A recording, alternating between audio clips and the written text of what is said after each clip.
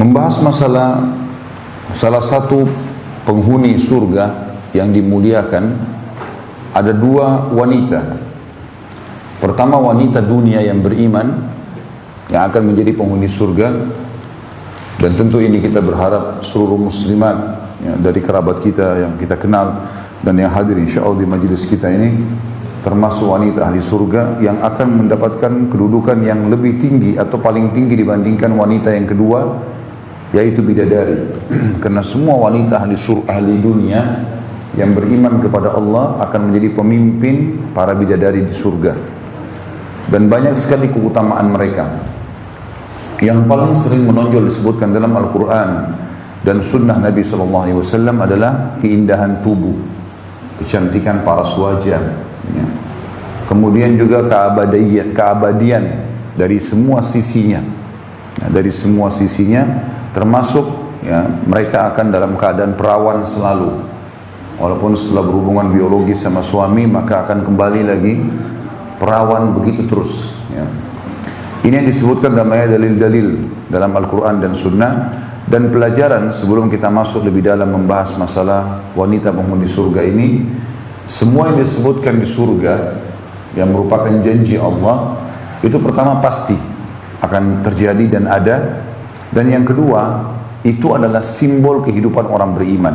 Artinya digambarkannya wanita di surga bidadari, kecantikan tubuh, paras wajah, warna kulit, lantunan suara yang syahdu dan baik, itu semua menggambarkan harusnya wanita mukmin di surga seperti itu, di dunia seperti itu.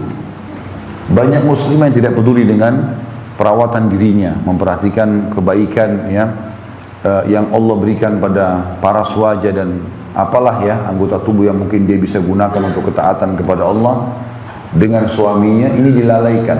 Padahal sebenarnya bagian daripada syariat. Sebagaimana saya pernah titik beratkan, di surga digambarkan istana yang mewah, ya, temboknya dari emas, kemudian kebun-kebun yang luas, air, ya, sungai yang banyak, kenikmatan yang abadi. Ini juga menandakan kehidupan orang muslim di dunia. Islam nggak pernah suruh kita kumuh, kotor, ya, jorok, baik kata-kata, baik penampilan, ya, pakaian, tempat tinggal, kendaraan, semuanya harus baik. Semuanya harus baik. Dan Nabi SAW mengatakan, Innallaha jamilun yuhibbul jamal. Allah itu indah, bersih, rapi, suka dengan semua itu. Ini ibadah dalam agama kita. Oleh karena itu pelajaran bagi para wanita muslimah harus memahami dan mempelajari tentang bidadari surga, apa yang Allah berikan kepada mereka, dan mereka harus bisa menerapkan pada dirinya. Allah sebutkan tentang wanita ahli surga dalam surah Al-Waqiah, dalil pertama ayat 22 sampai 23. A'udzu billahi minasyaitonir rajim. Wa hurun 'ain ka'amsalil lu'lu'il maknun. Di dalam surga itu ada bidadari-bidadari yang bermata jeli. Ini ciri yang pertama. Dan jeli artinya mata yang bersih. Kalau mata seseorang itu putihnya putih bersih, karena jarangnya ya kena kotoran atau dikucek misalnya, atau terkena udara yang terlalu panas, maka biasanya matanya jernih. Ini biasa kita lihat di matanya anak-anak kecil. Biasanya yang putihnya itu putih sekali ya, bersih kelihatan mata mereka. Nah itu namanya mata jeli.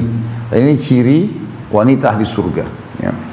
Tentu bidadari bagian darinya, tapi wanita dunia akan seperti itu.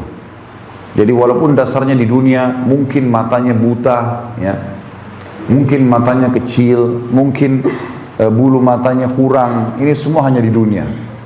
Kalau sudah di surga sudah berbeda. Dan ulama merincikan kenapa Allah sebutkan bermata jeli, kenapa mata yang difokus. Ya.